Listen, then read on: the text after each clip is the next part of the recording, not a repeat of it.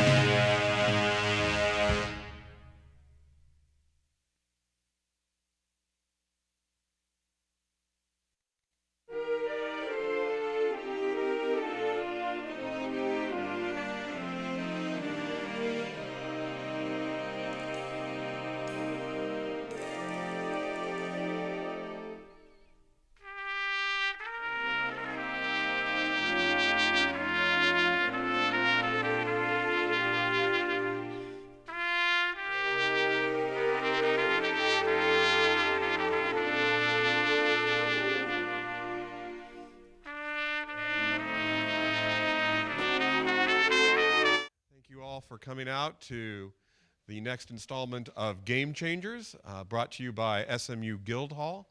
We are so happy to bring the best and the brightest of the game industry, people who have made a significant impact. Fun fact just found out, thank you Facebook, is that our first series was exactly a year ago today, so we're right on target for our first anniversary when we had Yusuke Noda-san of Final Fantasy come and speak to us about that art.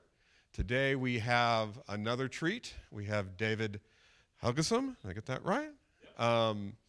One of the founders and beginning programmers of the Unity game engine, which arguably has changed how we make games in a significant way. I'm sure he'll tell us more of that story, but we know that it has sparked off the indie movement in an incredible way by democratizing who can make games and how easily they can do it, but it has also stretched into commercial successes like Hearthstone. And so it is really with great pleasure that I will turn it over to you.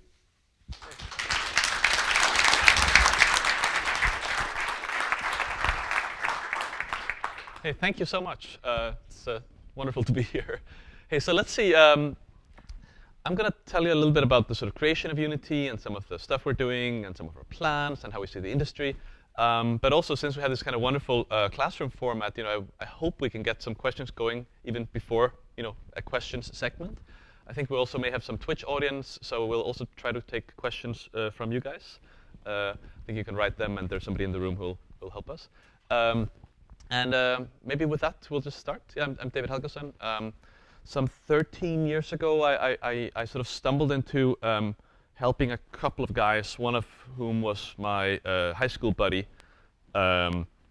We used to do sort of I don't know, bad things in high school and program and listen to Pink Floyd and stuff. And we wanted to make games. And there was no really good tool we could use to make games, so we started making our own tools, which is often how things start. Just kind of meta the problem, right? You start working on tools for the problem instead of the problem.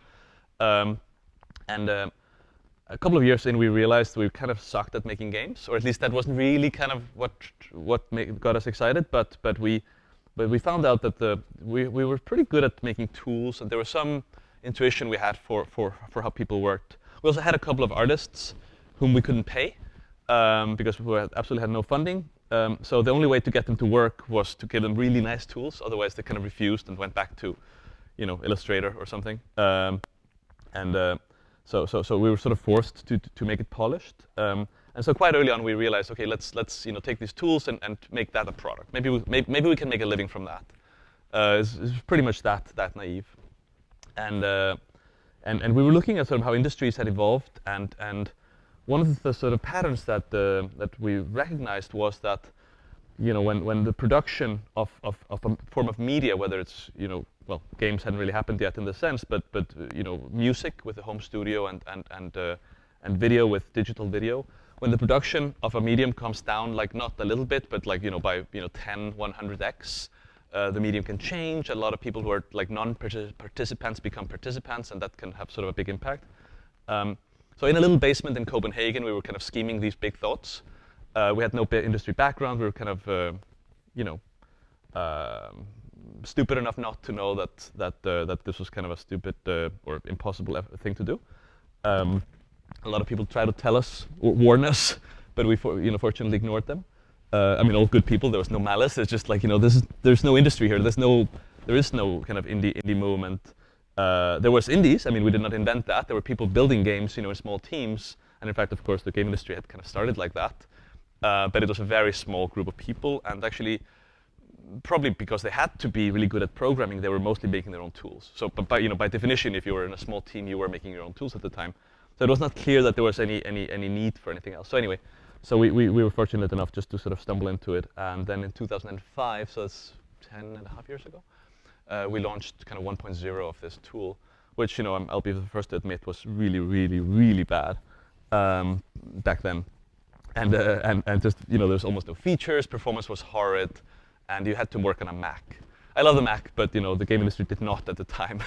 It's a bit different now. There's actual Macs in the game industry, but back then, Mac might be found in the sound studio in the basement or something, and it was probably running like Mac OS 9, which was kind of anyway, not what we could do. So that's how we stumbled into that, right? And we set up first in a basement, and then later in a sort of a university incubator, and we're actually around a game program that was getting set up in Copenhagen. That was doing kind of what you're doing here, but you started earlier, I believe. In sort of these kind of realistic productions during school, which turned out not to be that common at the time, even though I think you had championed it a few years earlier. So we tried to sell Unity into that program. They had no Macs, so it was a dead end. So they're using some awful tools that are now forgotten. No need to mention the guilty. That's sort of how we stumbled into it. So we watched these, kids, making small games in small groups, and we saw that Unity, first of all, had something to offer, although they didn't have Macs, and then also we learned kind of how to make it better. So although we did not necessarily come out of university, actually we were all dropouts. We sort of had a certain respect for how game development was being taught, and have always been around kind of people like you. So that's the sort of origins. We make a PC version. The iPhone comes out. There's a lot of sort of moments in time that sort of changed our trajectory. And frankly, like we started in this desert, an actual economic desert where there was no market. Nobody needed this stuff. PC even was kind of dead. So it was all console, and there was all big teams, and nobody needed the stuff we were doing. But we kind of were just building this little wonderful, boat in the middle of the desert, and suddenly the rain came. We did not, I think we helped, but what actually, of course, happened was, the resurgence of PC and the, explosion of mobile and all this stuff. Fast forward now, it's somehow we've become 800 people, and across all the world. And the last count is something like 1.5 million developers sit down in front of Unity every month, which is like 5 times larger than the population of my native country. I'm from Iceland. There's only 300,000 of us, including toddlers and pensioners, which is pretty fantastic. But what's even more astonishing is that the explosion of mobile, but also PC, and kind of every segment of the game industry has actually exploded and flourished. I mean, there's a lot of problems and competition, and it's difficult, and user acquisition, and there's always problems, but it's still healthier than it's ever been, right? So the just the people building games with Unity, they produce a bunch of games. We count like 100,000 sort of ish. Of course, it's a sliding scale at the end because what's really a game? It's something you put up on a web page, or if it has 50 downloads on an Apple on a store, does that really make it a game? But we count roughly 100,000, and then these games, the games you make, you can sort of offer to share a bit of data with us, and many people don't, but some people do. And the people who do share data with us, it's like a checkbox in a panel somewhere. We see their games have 1.5 billion installs per month, which ends up being like, what is it, like a couple of games per human per year. and since computers and smartphones are still only owned by like a third of the human population, that's a lot.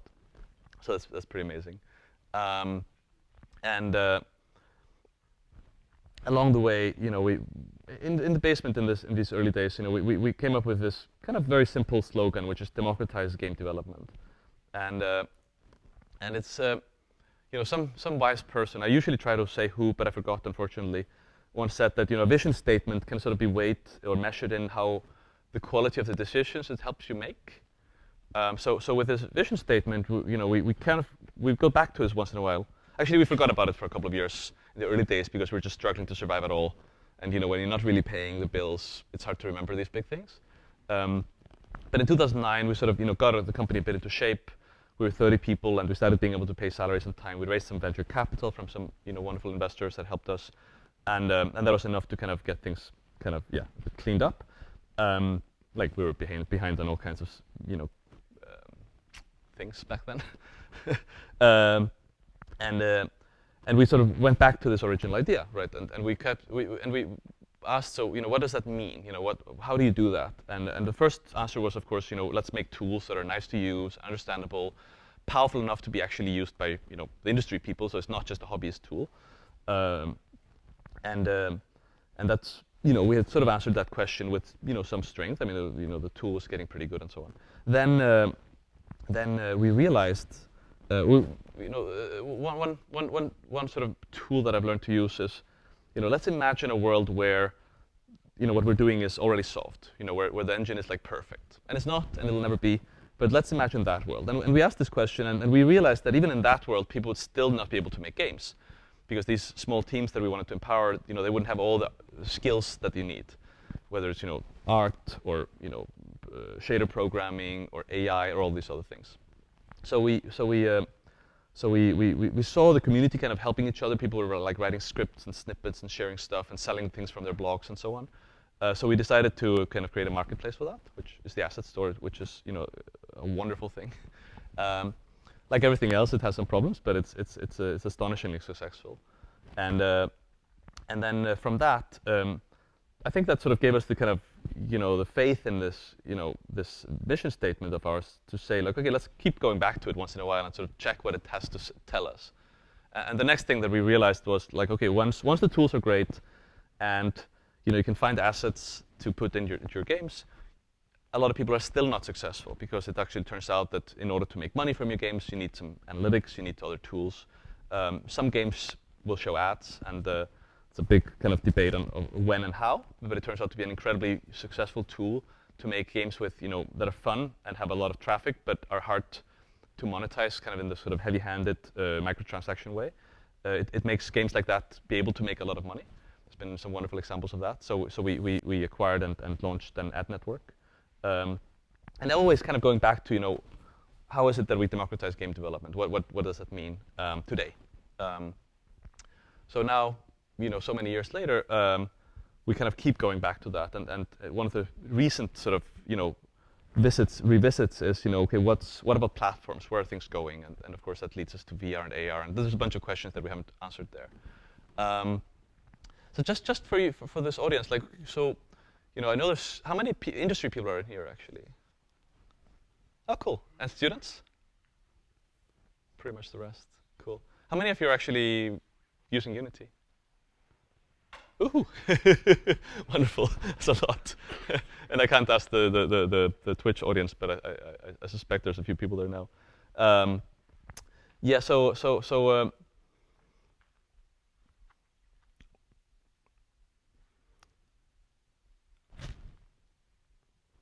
as we were developing this little company of ours, and we kept having this kind of leading guiding light. We wanted to democratize game development. So many sort of strange things trickled out from it. One of them was, once we had made it work on Mac and PC, and we had a web player, we sort of kept asking, which platform is the next one? And as we got good at that, we went from 3 platforms to 5 platforms to somewhere over 20 platforms that we cannot actually really keep track of anymore, which is sort of a daunting thing. So it forced us into all kinds of contortions to be able to make software that runs on so many platforms. We think, there is software with more lines of code in the world. I think Windows has more lines and so on. But software that runs like on the metal, on a lot of different OSs, types of hardware chips, on billions of actual devices. I don't think there's really anything that's quite that complex from sort of a build, compile, test setup. So that's something that we've sort of had to learn on the way, and we're still learning. It's really, really challenging. Yeah, and I know as long as you use Unity, you will run into some of these failures where we couldn't quite make it work. And I can only promise that we're still working extremely hard on that. But let's see, before I go on, and I've got a few things to say, maybe a question? Please. So now that you're serving, and even more so every day, both sort of AAA developers as well as indies, do you find yourself torn into the tensions of like, which audience am I serving and what's exciting? It is challenging. So when we were like a wee little company, we had some sort of business, wise business people tell us that, the right thing to do for a company is to pick like one audience and serve them really well. And that is probably true, and it's good advice. The thing is just that it goes against the idea of Unity as a sort of a common language for the whole game industry, and as a tool that my 11-year-old niece can use in summer school, and Blizzard can use, which we think is really valuable, and doing that is important. So I kind of refused, and I basically said, like, if I squint really hard, like my 11-year-old niece and a tech director at Electronic Arts kind of look the same, sort of, and that's the audience we'll serve. but it does pull us in many directions. And frankly, the only way to make it work was to be extremely hardworking, be pretty good at making sort of design decisions, because of course, once you've taken such a big challenge, you'll have a lot of very difficult design decisions that cannot be resolved without really kind of working hard on them.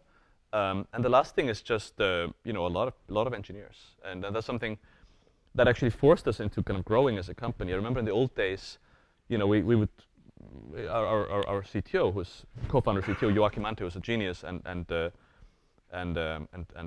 has been there from day one. He was actually kind of the first code written was his. And he's still coding and is mentoring a bunch of teams, and he pair programs with some of our best engineers to kind of bring the product forward. I remember, he used to say, I cannot imagine a world where we need more than 30 engineers, or maybe he said 40. But of course, what he had not foreseen was Unity that runs on so many platforms and serves so many different use cases. It's not hard to write a game engine. I mean, in the history of the game industry, I've sort of estimated that between 10 and 100,000 game engines have been written.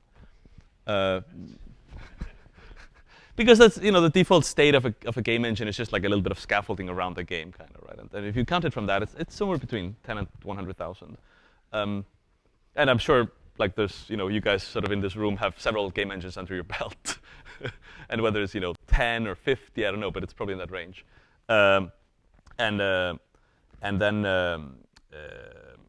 But to maintain it, to make it multi-platform, to do all these things, it's incredibly hard.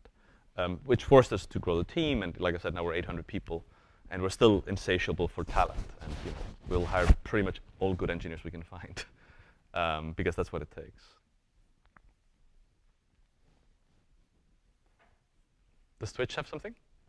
I love it. Okay, we have a question from Twitch. Cosmos47 asks, what are some of the new challenges that you see coming down the road for the indie game scene, and how is Unity going to approach them? That's a really good question. There's always challenges, right? And in a world where, okay, so it's actually, to set the scene, it's easy to forget when we're in the middle of kind of the web first and the mobile then revolution, but what a strange situation we find us in. You don't go that many years back, 10, 15 years. If you wanted to get a game out, you had to find shelves, and it's a big process of making discs and all this stuff. Now there's stores, and maybe not one store, but 3 app stores-ish, 3 to 5 stores that, if you get your game on a couple of them, you basically have an addressable audience of more than 2 billion people, which is just ridiculous. The biggest audience you could find before was you would maybe buy prime time ads on TV, and you might sort of reach 100 million people. So this is 20 times larger, and it's going on 30, 40, 50 times larger. And in a world like that, of course, and production cost has also come down, you end up with a lot of games. So that's just a challenge. I think there's one mechanism that is easy to overlook, but people in the industry community have discovered it and use it, is that inside this kind of 2.5, 3 billion people group, there is kind of micro audiences that will like particular genres or particular types of games, and what people have to do is approach this with very good design, kind of crisp design and strong mechanics, and you find these games that get tens or hundreds of thousands of units out, which for low production cost can be enough. But yes, it is challenging. So one of the things that we keep doing is just making it easier to make games, so you can spend less resources on testing, on QA, and all these things, so that these 1, 2, 3, 5-person teams can build games really, really quickly, taking the costs down, so you don't need as many units sold.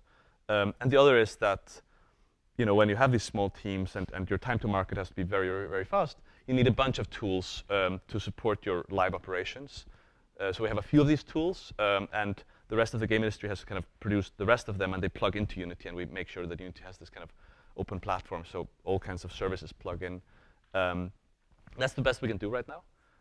We are trying to kind of take the games that we think are particularly interesting and elevating them up, writing about them, and getting the sort of story out about them.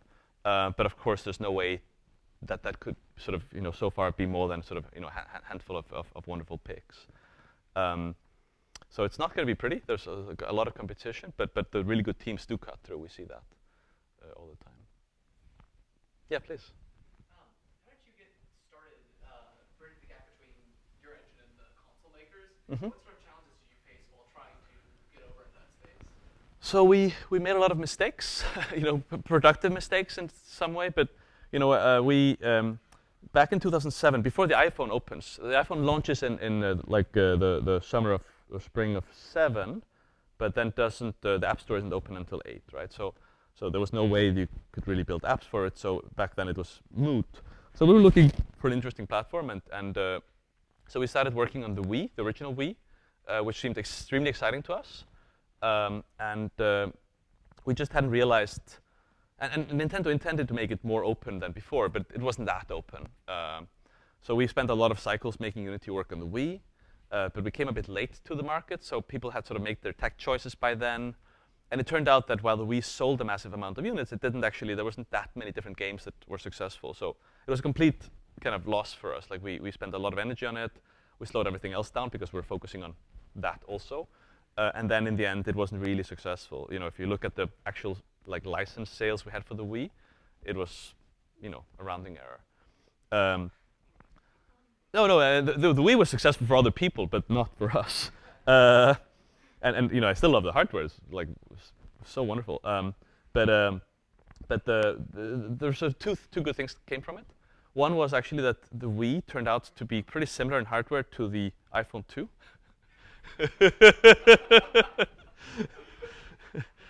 This is very roughly speaking, but it's also true. So by pushing Unity into the Wii, which had, I can't remember, but somebody will tell me, somebody can jog my memory, but it's like 80 meg of RAM, 600 megahertz processor or something. I can't remember the details. The graphics were significantly better than the iPhone 2, but the rest of the system was similar.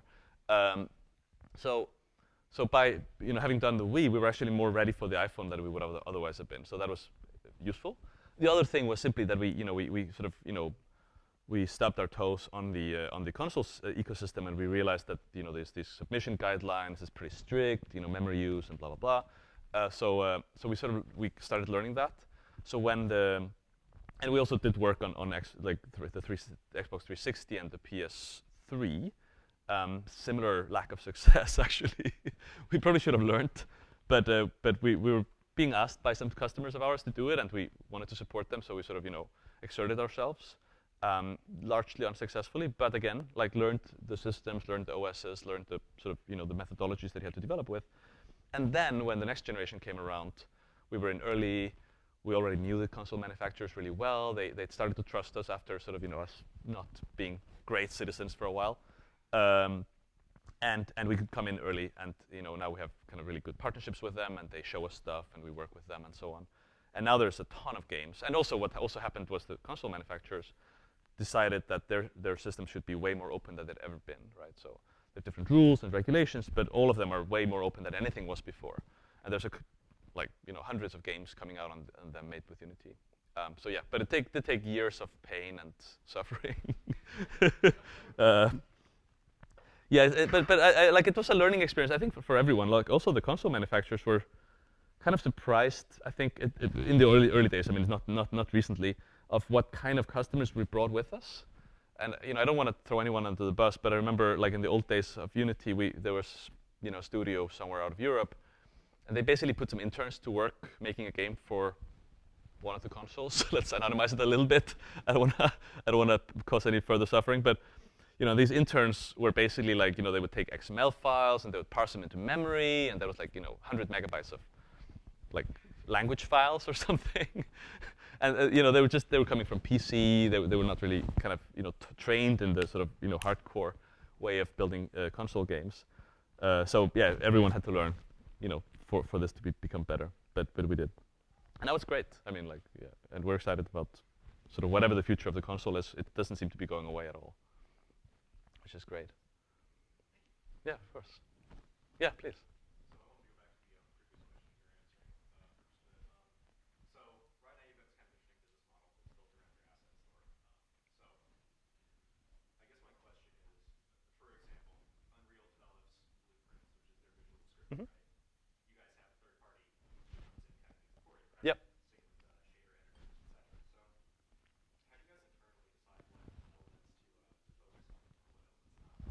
Sure. So, it's a really good question, and I'm supposed to repeat the questions for you Twitch people, Twitch watchers. I'm sorry, I failed that twice now. So the question is, there's the asset store that has a lot of plugins that augment Unity, like visual scripting and shader systems and so on. And how do we manage that versus which features we decide to build? And it's not that bad as you might think, because the engineers in Unity, the core of Unity, they pretty much do what they want. Nobody's, I don't think, I'm not sure anywhere in the world anyone can really tell developers what to do, but some people think they can, and we know we can't. so instead, of course there's a process, and people argue all the time. Like, it's not quite down to the individual developer to come up with completely new things, but little teams of people will sort of come up with new ideas. We do hack weeks where new projects come out of. So that's the first answer. Like, we don't really try to decide. The second is that there's things that are quite specific. So it turns out pathfinding, there's like 5 different systems in the asset store, because they're different. They have different flavors and different styles, and they solve different problems. And making like a universal one for every situation is hard, and will not necessarily have the detailed features of the other guys' systems. So I think it's good for us to have this kind of plurality of solutions. Once in a while, though, we cut through and say, like, we need this. So for instance, 2D, like, it turned out half the people who make games with Unity are making 2D games. And Unity, until a while back, sucked at 2D. Like, making one sprite on the screen was hard enough. Making a whole system was painful. And I'm getting nods because I know it was painful. And I'm sorry. I'm sorry, guys. I'm sorry. We had to pick our battles, and for a while we didn't. At some point, and the asset store has a number of really wonderful plugins to do this for UI, for sprite-based games, for spline-based games, and so on. And these systems were pretty good, but we saw there were performance issues and a number of things that we were not happy with. So at some point, we're like, OK, this is such a broad problem. We can make it better. And these people that built these plugins, they can still work on top of our new, more high-performance system. So we built that. That then took a number of years, because it turned out to be really hard to make it generic and so on. So this thing that we always thought was a bit easy, 2D games and tools for 2D games, turned out to be much deeper if you wanted to do it well. And I think we've done it pretty well by now. And we have a team now working really hard on new features. There's still alternatives in the asset store that are selling well. But in the end, we don't. I mean, the good thing about competing with guys from the asset store is that we don't have to win. It's OK if their solutions are better in some ways. And yeah, that's pretty much it. There's never been a moment where we were like, we're not going to do this because we're making so much money from these plugins, because we aren't actually. It's nice for us. It's a profitable business on its own. It's fantastic because it adds so much energy to the ecosystem. There's literally hundreds of people that are either making a living from the asset store, or at least could if they wanted to, but they're probably doing other stuff as well. And they keep us on our toes, and they make Unity better in so many ways. But as a business, it doesn't really compete with the core. Yeah. Oh, one more.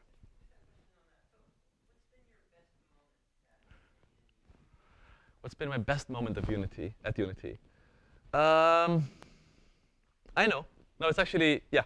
So it was when we made Unity free. We've done it a number of times. We've done more and more, make more and more stuff free. But I remember so back in the old days, mostly forgotten now, 2009, there was no free game engine. There was a couple of open source ones in the old days, but they were really bad. I mean, they were useful for certain things, but they could not really be used sort of in general. And there were some cheap engines, and ours was, we had this $200 tier, so you could get the indie version for $200. And in the beginning, that had been really important. In the beginning, that was like half the money we made. But over time, it was less, so it was down to like 10, 12%. And we had raised some venture capital, so we had a bit of money in the bank, kind of, so if things went wrong, the wheels wouldn't fall off, which is important. Survival of a business is important if you want to serve your customers for the long haul. So we decided in the autumn of 2009, 4.5 years into Unity, we decided to take this product and make it free. So until then, we had like 13,000 people that had ever used Unity, and the day after, we had 26,000. Yeah, it was astonishing, right? And now it's, I can't remember, 5 million roughly lifetime users and 1.5 million monthly active. Which, by the way, is really high retention. I'm very proud of that. But yeah, being on stage at one of our developer conferences and announcing that, and we did this spiel. It was kind of funny. We designed it through the night. We were writing the keynote like until the morning, basically. And basically, so I'm up there, and I canceled the $200 product. And there's this tension in the room, and people are like, are they crazy? They're greedy. They only want, they're going to force everyone to pay a lot more. And so I held it for I can't remember, but more than a couple of seconds. And then I reintroduced it as a free thing, and that was wonderful. I think that was maybe the most exciting time. You can see it on YouTube somewhere. It's not great, but it's like I'm basically giggling out of excitement there.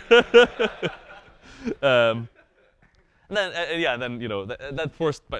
that basically forced the whole engine industry to go free, which is cool. And then later we made it more free, and it's now there's a lot of free engines. Yeah, no, those are good times. The opposite is actually the asset store. A year later, we launched the asset store also at a developer conference, and I remember like there was such a bad mood in the room. Like we announced it, and we were so excited. We knew this was going to be big, and there was like just this cold kind of mood.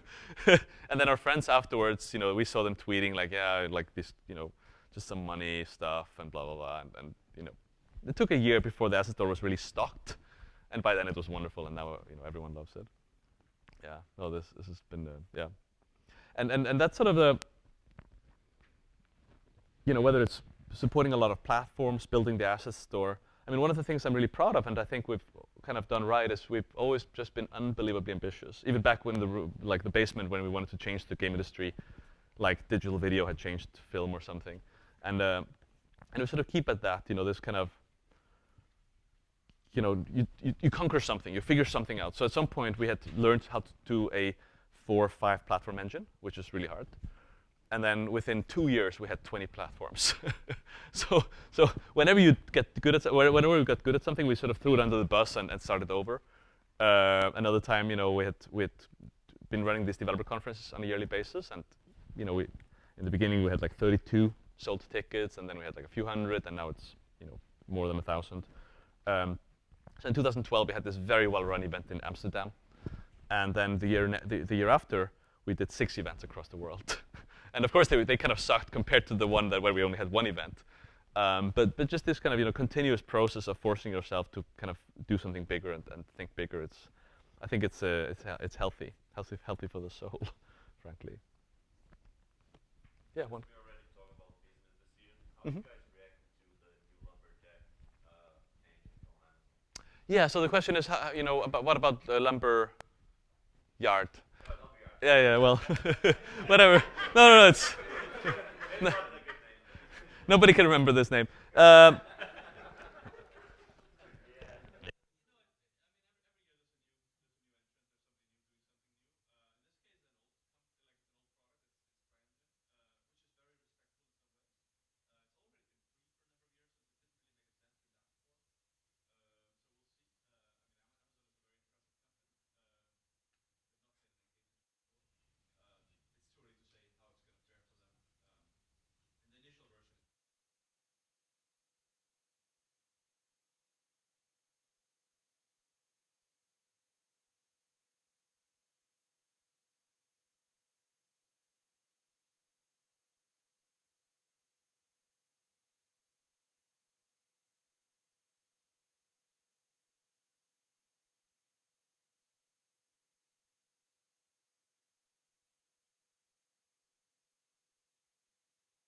Am I live? Sorry, Twitch. We ran out of battery on the mic. Yeah, we'll see. Like I said, every year there's a new entrant. There's somebody new doing something. It's usually more free than the last one. Intel a few years ago created something called Project Anarchy, and that's gone. And we'll see. Our goal is to make Unity insanely good and build a really strong ecosystem around it. And if other people want to try that too, that's kind of cool for the industry. I know, like with Unreal Engine, they're moving with open source. Mhm. And I know Unity's kind of gone in that direction with the UI system. I think you guys released a source for that. Are Yep. you guys looking to go more in that direction, or do you like where you're at now? So I mean, yeah, I mean, like there's source access. It's not actually there's no really sound really open source engine. But yes, source access is something that we're promoting. Other people are promoting. Other people are ahead of that. We still license it to people and give pieces away. Our problem is that there's a lot of proprietary stuff in it that's not ours. So we're sort of working through how that works. But our intention is definitely to make more and more pieces open source because we think that's really where the value is. Absolutely. One more?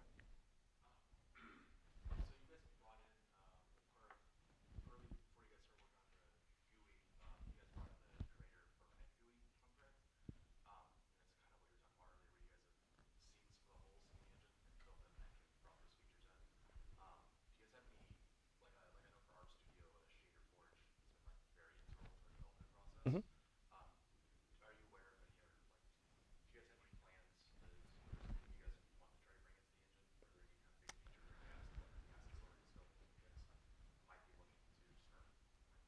Yeah. Okay. So to sum up the question, I think it's like there's really cool stuff in the asset store, and there are holes in the feature set of the engine. And in the past, we've not really brought any one piece from the asset store into the engine. There was one case where we hired one of the developers, or the developer of one of these popular plugins, to work with us on kind of a similar product. It turns out that the stuff that's in the asset store that's really cool, and I have deep respect for these people who make these plugins, and they're great. They're just often not really in the shape where we need them to be. Maybe they're designed for more specific use case, or they're just coded kind of in the wrong way. So although we've looked at a lot of stuff in the asset store, we never really, as far as I can remember, I think I'm right, never brought any one thing into the engine from there. So yeah, we'll see if that changes, but I don't see there's no current plan to change that, or I'm not aware of any one thing we're about to bring in. So no, it's not necessarily. It turns out to be quite hard. In this case, like the creator of NGUI is a very brilliant guy, and he helped us bring our Unity's GUI system forward. And of course, everyone knew that it was going to be competing with his, and everyone had open eyes about that, and he's a good guy. But he stayed for a year, and then he actually kind of left to do more games. And we sort of finished up the GUI project.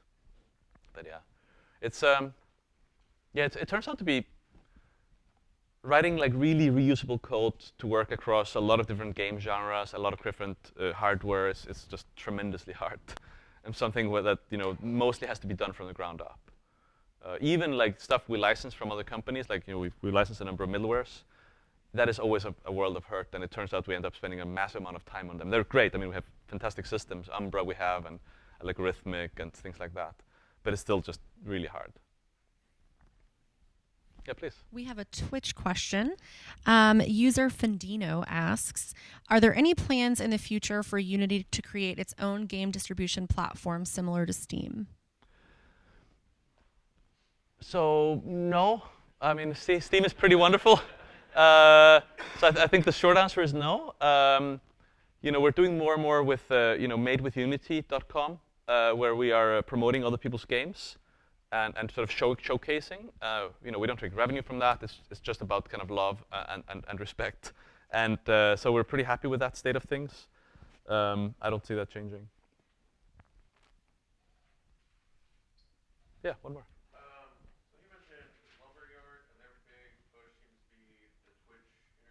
Mm-hmm. They have easier ties into. Do you have any interest in pushing some more Twitch integration, making that easier in the Unity toolset? Yeah. So the question is, Amazon's engine is about, seems to be largely or partly about the Twitch integration. I think that's true.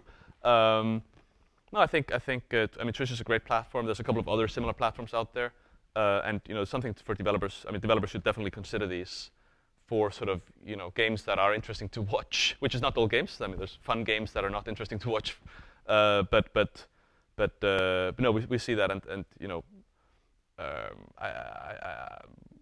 I think over time more games should integrate with the services like that, and Unity is there's already an integration, and we hope that gets better over time.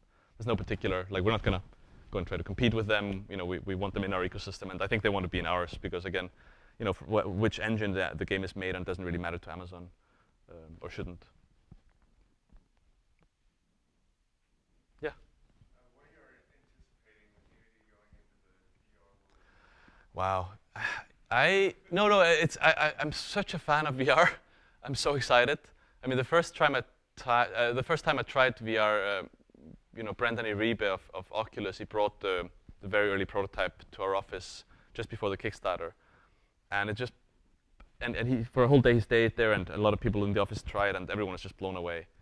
So basically from that moment on, we've been investing in it, we've been supporting it, we've been trying to kind of make sure that Unity was great for VR, and it is. And a while back, you know, Palmer Luckey said in some press conference that I think 95% of the content they saw was made with Unity. We see similar things across the different VR platforms. I mean, so we're going to be there. We're going to be great. We announced some stuff at the Vision Summit a couple of weeks ago about, you know, both making Unity perform really well, but also making tools to create inside VR and things like that. Now, what happens out in the world, I don't know, except that I think VR will be kind of one of the big platforms in a few years, and sort of, you know, one of the major ways that people spend their time and do things, whether it's games or social or work even. I've tried a wonderful thing where, you know, basically somebody created a window manager, and it brings up like a Word window or whatever into the VR, and you're basically working in this beautiful mountain range, and the sun is shining, and it's just so damn calming and wonderful. And you know, you don't get the sun in your eyes either because it's like, you know, nicely HDR'd. So no, I think that's really cool. So yeah, I mean that's and our intention is to be part of that. And you know, we partnered with pretty much everyone who's doing VR or AR. We've announced partnerships with most of these companies, and the intention is just to make it awesome.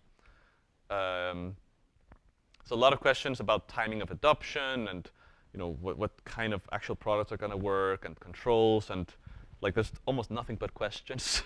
You know, there's like 50 different ways of controlling these things, and you know, people are like, as you know, like, you know, gaffer taping like cameras to their headsets and so on, and that's obviously not how it's going to be. So exactly what path we take, I don't know, and I'm actually worried about the timing. I think it's going to take longer than people think. And I was speaking at a game industry conference in DICE in Barcelona in August, I think. And there was like 120 sort of executives from all kinds of fancy game companies. And I asked from stage, you know, so whose company is like not working on VR? I don't think I got any hands actually, which is sort of a sign of overinvestment in the early days. So I think there's going to be a lot of corpses. On the other hand, it's going to give us a lot of innovation. It's going to give us a lot of cool things. So I'm actually happy about that. I just warn people, like, don't, you know, bet your entire kind of savings on something that has to work in a couple of years. But no, there's really fascinating things coming. There was one feature that you could just magically have in the engine tomorrow. What would you put? It's a nice one. So if I could add one feature through magic to Unity, which feature would it be? Repeating the question. That's a really good question. So there's so much cool stuff we're working on. We have a roadmap. You can actually look it up, Unity roadmap. You'll see kind of all the stuff we're working on. I think my top 20 would be on that list. If I could pick one of them that was going to be ready tomorrow, it would probably be the Director project, which is visual scripting, but a lot more too. It's really amazing. There's a lot of matching in that project. We've sort of alluded to it a bit. It's, you know, it's not. We've shown a little bit, I think, but it's not really something we've talked too much about yet. But it's pretty astonishing. Besides that, oh, there's so many things. And it's annoying, like, you know, it's such a great engine, but you know, there's so many great things that could be in it that are not.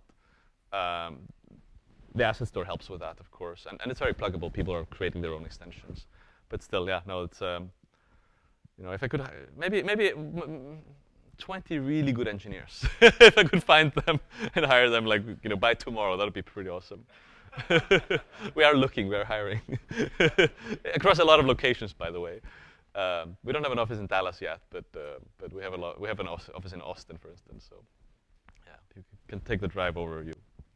We're ready to hire good people. Yeah, cool. So let's see. So there's like kind of two things I wanted to say in particular. Since we're in a school, we're having lunch earlier and just sort of debating, if I had sort of any suggestions for students how to sort of approach things. And it's maybe a bit harsh, but in different fields, I think, you need to be at the top of the field, right? No matter what you're doing, you need to be at the top. I think, and how top you have to be is sort of probably varies between the field. If you're an artist, like a fine artist, you probably need to be in the top 1% to be sort of, have any kind of success. There's fields where it's probably okay to be in the top 50%, and you're going to be fine. In games, my sort of estimate is that you have to be in the top 10, 20%. And it turns out that being in the top 10, 20% isn't that hard. You just have to work kind of a lot harder than the other people, which is sort of something you can control yourself. So but just I'm a big believer in hard work, and I have one strong data point in this, which is that Unity started in an incubator, and there was 20 companies there, and it's an incubator, so people are working hard. So people are leaving at like 7, 8, 9, in the evening, and then there's one company that always stayed till like 10, 11, and that company still exists. They're like 20, 30 people. And there was one company that just absolutely ever went home. And would like kind of sleep on the bench and get up in the morning and keep working, and that was Unity. So this is not a proof of anything, but yeah. Well, the wonderful thing about hard work is it's just something you can completely control yourself. You cannot control your innate abilities, but you can work harder than the next guy.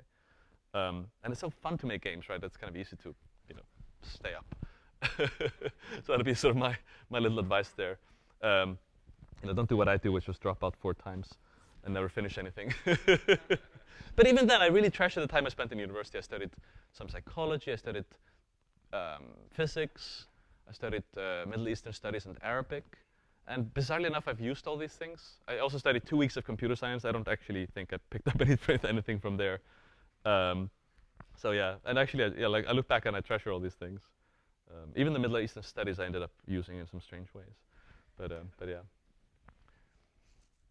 Is there any more questions? Or how are we in time, actually? We can keep going, right? Do we get thrown out? No.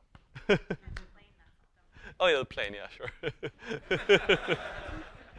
Screw the plane. There's always another one.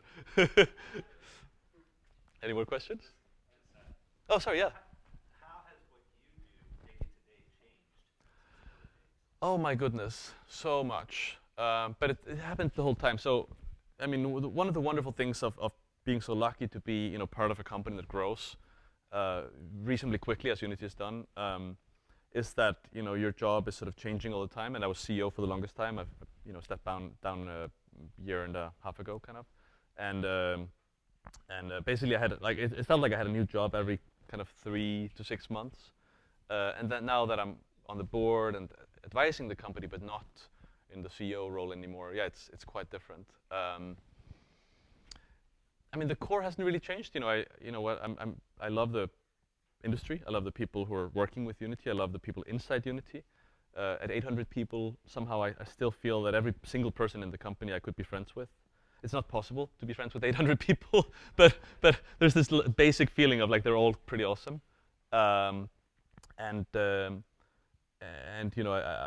don't think I'll ever sort of stop just trying to help anyone who kind of reaches out to me, whether it's inside the company or outside. So that hasn't really changed. I do work a little bit less than I used to, though. Still kind of a lot, but the CEO of a 500-person company is very different from being on the board of an 800-person one. So yeah. Cool. Does Twitch have anything to say? I love it. I'm being somebody's pointing. Oh, sorry, yeah.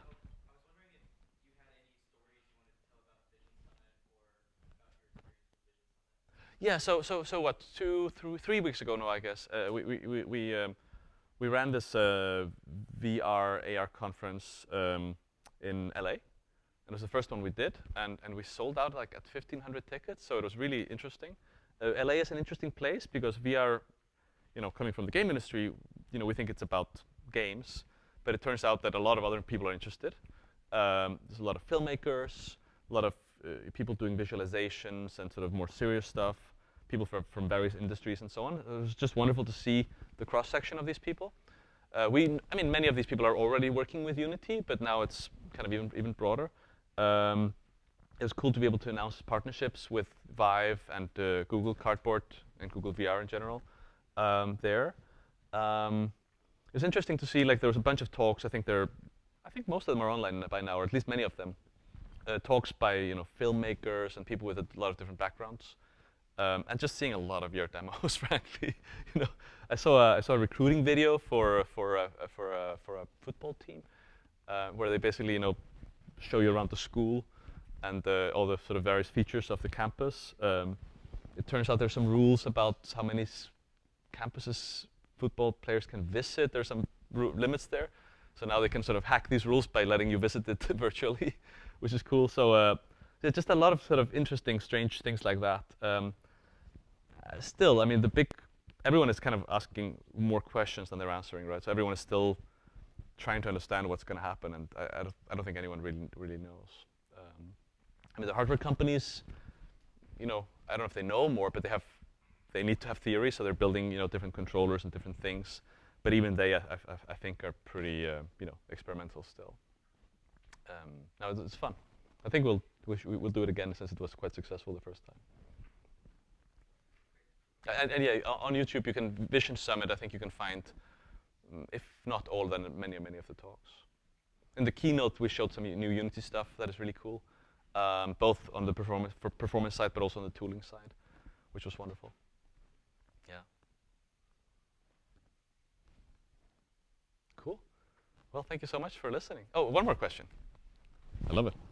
Maybe this is not like a game question. It's okay.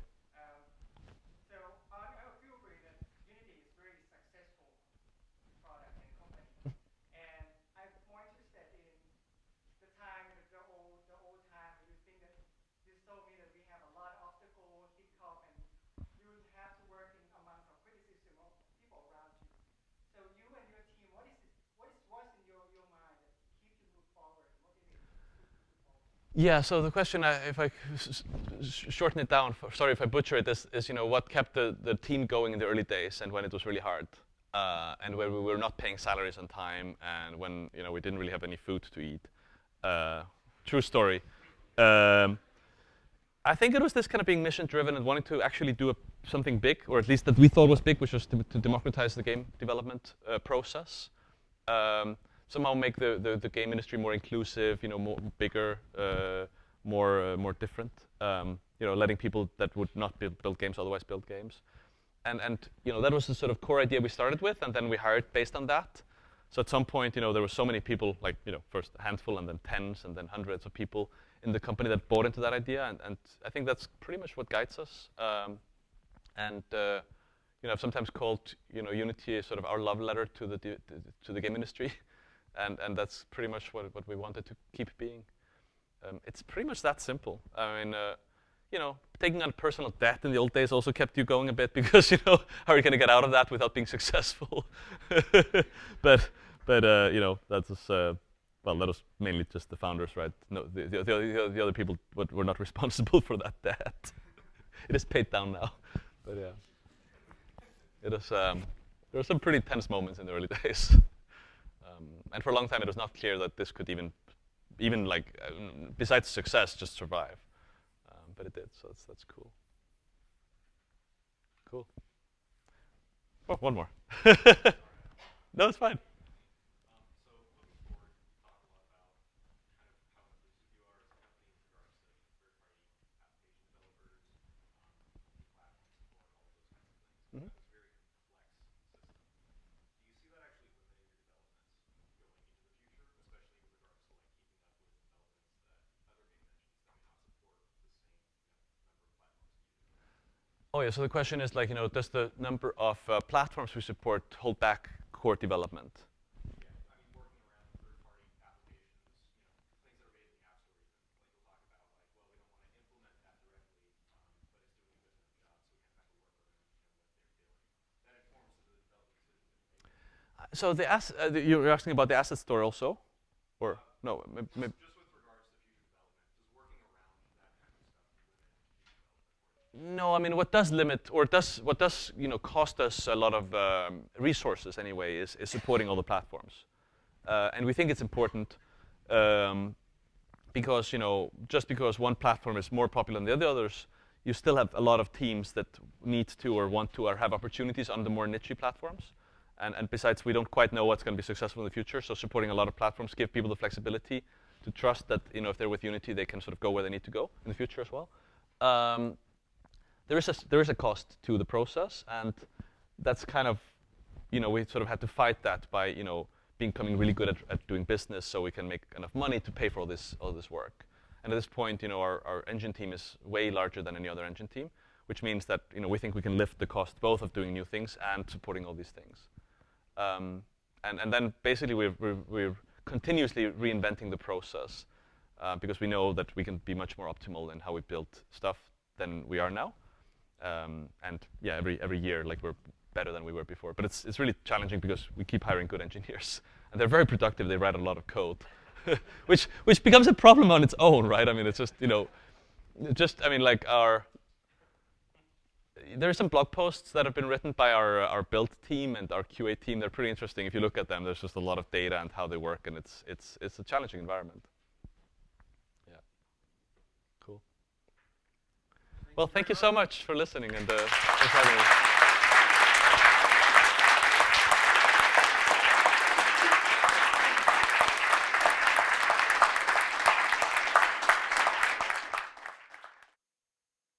From high on the hilltop in Big D, Southern Methodist University proudly presents the hub of SMU spirit, the Mustang Band.